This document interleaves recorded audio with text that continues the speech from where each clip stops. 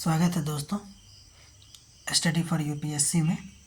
आज डे 5 है और इस दिन हम लोग डे 5 और डे 6 जो है हम लोग एनसीईआरटी पढ़ेंगे। तो एनसीईआरटी में पहले हमने साइंस की शुरुआत किया है, ठीक है। और साइंस में चैप्टर 1 है हमारे आसपास के पदार्थ, ठीक। देखते हैं इसमें क्या सब है। तो प्रत्येक वस्तुओं जिसमें द्रव्यमान होता है और कुछ स्थान घेरती है पदार्थ कहलाता है। यानी कि इसमें पदार्थ का परिभाषा दिया गया है। तो ब्रह्मांड में जितने भी चीज़ें होंगी ना, उसमें कुछ ना कुछ तो द्रव्यमान होगा ही और कुछ ना कुछ वह जगह घेरेगी। तो उसी चीज़ को हम लोग क्या कहेंगे? पदार्थ कहेंगे, ठीक है। आगे देखते हैं। भारत के प्राचीन दार्शनिकों ने पदार्थ को 5 मूल तत्वों में वर्गीकृत किया है, जिसे पंच तत्व का नाम दिया गया है, ठीक है। ये पंच तत्व क्या है? तो वायु है, पृथ्वी है, अग्नि, जल और आकाश है, ठीक है। तो भारत के जो प्राचीन दार्शनिक है उसने पदार्थ को कहा है कि ये 5 मूल तत्वों से मिलकर बना होता है, जिसे पंचतत्व कहा है। और वो पंचतत्व में क्या क्या आते हैं? तो वायु आता है, पृथ्वी आती है, अग्नि, जल और आकाश। उनके अनुसार यानी कि दार्शनिकों के अनुसार इन्हीं पंच तत्वों से सभी वस्तुएं बनी हैं, चाहे वो सजीव हो चाहे वो निर्जीव, ठीक है। अब आगे बढ़ते हैं। पदार्थ को भौतिक गुणधर्म और रासायनिक प्रकृति के आधार पर 2 प्रकार से वर्गीकृत किया गया है। तो पहले हम लोगों ने पदार्थ क्या है वो देखा। अब हम लोग देखते हैं पदार्थ के वर्गीकरण की बात करते हैं, जिसको भौतिक गुणधर्म यानी कि फिजिकल प्रॉपर्टी और रासायनिक प्रकृति यानी कि केमिकल प्रॉपर्टी के आधार पर इसे 2 पार्ट में बांटा गया है। क्या क्या है? तो भौतिक गुणधर्म के आधार पे ठोस, द्रव्य और गैस यानी कि ठोस, द्रव और गैस। और रासायनिक गुणधर्म के आधार पर एलिमेंट यानी तत्व, कंपाउंड यानी यौगिक और मिक्सचर यानी कि मिश्रण में बांटा गया है। हालांकि इसमें और भी चीज़ है, जैसे कि ठोस, द्रव, गैस के बाद प्लाज्मा और बोस-आइंस्टीन कंडेंसेट भी हम लोग देखेंगे, लेकिन आगे देखेंगे। फिलहाल ये बहुत बेसिक है। अब हम लोग आगे बढ़ते हैं। तो पहले हम लोगों ने देखा पदार्थ का परिभाषा और फिर हम लोगों ने देखा कि पदार्थ को भौतिक गुणधर्म और रासायनिक गुणधर्म के आधार पर वर्गीकरण। अब हम आगे बढ़ते हैं। अब पदार्थ जो है वो बना किससे होता है? तो पदार्थ जो है आपको कणों से मिलकर बना होता है। तो देखिए, अगर पदार्थ को हम लोग तोड़ेंगे तो उससे बनेगा कण, अगर कण को तोड़ेंगे तो बनेगा अणु, और अणु को तोड़ेंगे तो हमको क्या बनेगा? परमाणु। यानी कि ये सबसे सूक्ष्मतम कण होता है, ठीक है। अब चूंकि पदार्थ कण से मिलकर बने होते हैं तो हम लोग कण की विशेषता को देखते हैं। तो पदार्थ के कणों की विशेषता, पहली बात तो ये कि पदार्थ के कण बहुत छोटे होते हैं, फाइन पार्टिकल्स होता है। दूसरा, पदार्थ के कणों के बीच में कुछ रिक्त स्थान होते हैं, ठीक है।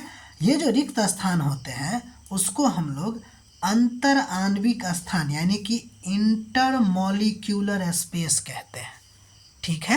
यानी कि पदार्थ जो है वो कण से मिलकर बना होता है और वो कण बहुत छोटा होता है और उस कण के बीच में कुछ रिक्त स्थान होते हैं, ठीक है। ये कण की विशेषता हम लोग देख रहे हैं। और बात यह है कि पदार्थ के कण निरंतर गतिशील होता है, यानी कि उसमें मतलब कि डायनेमिक होता है। पदार्थ का जो कण होता है वो डायनेमिक होता है, अर्थात उसमें काइनेटिक एनर्जी यानी कि गतिज ऊर्जा होती है, ठीक है। अब इसमें कुछ पॉइंट देखते हैं। पॉइंट ये है कि तापमान के बढ़ने से गतिज ऊर्जा में वृद्धि होती है, ठीक है। तापमान जब बढ़ेगा तो गतिज ऊर्जा में वृद्धि होगी। और बात देखते हैं कि पदार्थ के कण अपने आप ही एक दूसरे के साथ अंतः मिश्रित हो जाते हैं। अब ये कहना चाह रहा है कि पदार्थ के जो कण है ना वो अपने आप ही एक दूसरे के साथ मिश्रित हो जाते हैं, ठीक है। ये जो कण मिश्रित होते हैं ऐसा क्यों हो पा रहा है? क्योंकि उसमें रिक्त स्थान होता है और उसी रिक्त स्थान में वो मिल जाते हैं, ठीक है। ये कहना ये चाह रहा था कि पदार्थ के जो कण है ना वो अपने आप मिल जाते हैं, ठीक है। और वो मिलते क्यों हैं? क्योंकि कणों के बीच में रिक्त स्थान होता है, उसी में चला जाता है। जैसे मान लीजिए कि पानी में जब हम चीनी को घोलेंगे तो चीनी घुल जाता है, क्यों? क्योंकि उसके बीच में कुछ रिक्त स्थान होते हैं। ठीक है, अब आगे बढ़ते हैं। अब ये जो अपने आप मिल रहा है उसके बारे में बात करते हैं कि दो पदार्थ के कण यानी कि दो अलग अलग पदार्थ के जो कण है वह स्वतः जब मिलता है तो उसे हम लोग विसरण कहते हैं। यानी कि पदार्थ के कण जो खुद ही मिलता है उसको हम लोग क्या कहते हैं, विसरण कहते हैं। ठीक है, ध्यान देने वाली बात यह है गर्म करने पर विसरण जो है वह तेज हो जाता है। यानी कि गर्म करने पर पदार्थ के कण जल्दी जल्दी आपस में मिलने लगते हैं। तो अगर हमसे पूछा जाएगा विसरण क्या होता है यानी कि डिफ्यूजन क्या होता है, तो डिफ्यूजन का मतलब होता है दो भिन्न भिन्न पदार्थों के कणों का आपस में स्वतः मिलना। ठीक है, अब आगे बढ़ते हैं। हम लोग कण की विशेषता पढ़ रहे थे, ठीक है ना।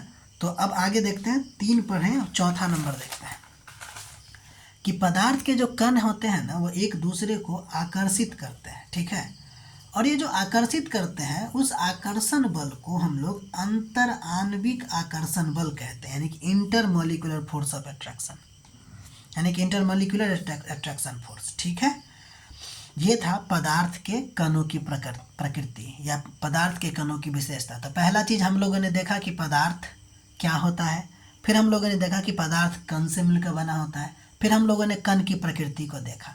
अब हम बात करते हैं पदार्थ की अवस्था के बारे में। तो पहला नंबर अवस्था है ठोस, दूसरा है द्रव, तीसरा है गैस। ठीक है, अब हम ठोस की बात करते हैं। ठोस में एक निश्चित आकार होता है, निश्चित सीमाएं होती है, यानी कि इसका एक निश्चित एज यानी कि किनारा होता है, और साथ ही साथ स्थिर आयतन होता है। ठीक है, यानी कि ठोस में जो होता है ना शेप और साइज जो है उसका, और वॉल्यूम जो होता है वो फिक्स होता है। इससे हो ये रहा है कि उसमें जो संपीड्यता होती है यानी कि कंप्रेसिबिलिटी जो होती है वो बहुत ही कम हो जाती है। यानी कि ठोस की जो कंप्रेसिबिलिटी है यानी कि संपीड्यता यानी कि दबाने पर जो दबेगा वो जल्दी नहीं दबेगा ठोस, यानी कि बहुत कम दबता है। आगे अगर हम ठोस में बल लगाएंगे तो वो टूट सकता है, लेकिन इसका आकार नहीं बदलेगा। इसलिए हम कहते हैं कि ठोस जो होता है वो दृढ़ यानी कि रिजिड होता है। अगला नंबर हम बात कर रहे हैं द्रव अवस्था की। तो द्रव का आकार नहीं होता है। ठीक है, यानी कि द्रव का जो है आकार निश्चित नहीं होता है, लेकिन आयतन निश्चित होते हैं। इसके वजह से इसको जिस बर्तन में डाला जाता है वह उसी का आकार ले लेता है। ठीक है, दूसरा द्रवों में बहाव होता है यानी कि फ्लो होता है, और यह जो फ्लो की नेचर होता है ना यानी कि बहने की जो प्रवृत्ति होती है जिसमें, उसको हम फ्लूइड यानी कि तरल कहते हैं। और इस तरल में गैस भी आएंगे और लिक्विड भी आएंगे। ठीक है, तो फ्लूइड किसको कहते हैं, फ्लूइड उसको कहते हैं जिसमें बहने की प्रवृत्ति होती है। तो पदार्थ की जो द्रव अवस्था है उसमें भी बहने की प्रवृत्ति होती है। अब ध्यान दीजिएगा कि ये जो हम पढ़ रहे हैं वो कुछ एक्स्ट्रा नहीं पढ़ रहे हैं। एनसीईआरटी में जितना पॉइंट है और जितना पॉइंट जानने योग्य है उसी को हम लोग पढ़ने की कोशिश कर रहे हैं। ठीक है, आगे बढ़ते हैं।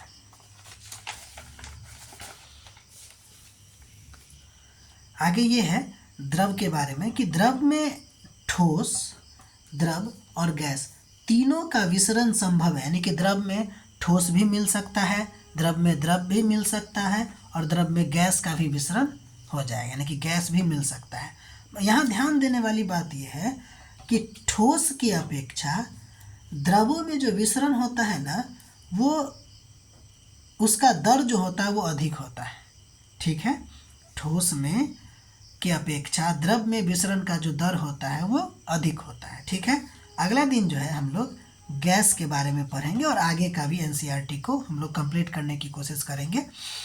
यहाँ पे कुछ HW है, जब हम पढ़ रहे थे उसके दौरान हमें कुछ और चीज़ भी मिला था, उसके आधार पर यहाँ पे HW ये है कि महर्षि कणाद जिन्होंने वैशेषिक दर्शन दिया था, तो महर्षि कणाद के बारे में बताना है कि उन्होंने पदार्थ को लेकर क्या कहा था। ठीक है, दूसरा पोटेशियम परमैंगनेट एक वर्ड वहाँ पे यूज है, तो आपको यह जानना है कि पोटेशियम परमैंगनेट, वैसे हम इसका फार्मूला बता दिए हैं, पोटेशियम परमैंगनेट का रंग कैसा होता है और इसका उपयोग क्या क्या है।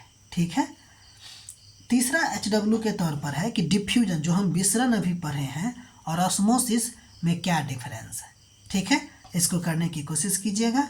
अच्छा लगे तो सब्सक्राइब कीजिए, शेयर कीजिए और सबसे इम्पोर्टेंट बात, नोट अवश्य बनाइए, क्योंकि रिवीजन करना तभी संभव होगा जब आपके पास नोट होगा। और दूसरी बात यह है कि हम लोग जो है बहुत छोटे छोटे टारगेट को लेके चल रहे हैं, तो कल भी हम लोग एनसीईआरटी ही पढ़ेंगे डे 6 में, और डे 7 में ना हम सोचे हैं कि लगभग 6 से 7 क्वेश्चन जो है यूपीएससी का प्रीवियस ईयर क्वेश्चन हम लोग डील करेंगे। ठीक है, थैंक यू।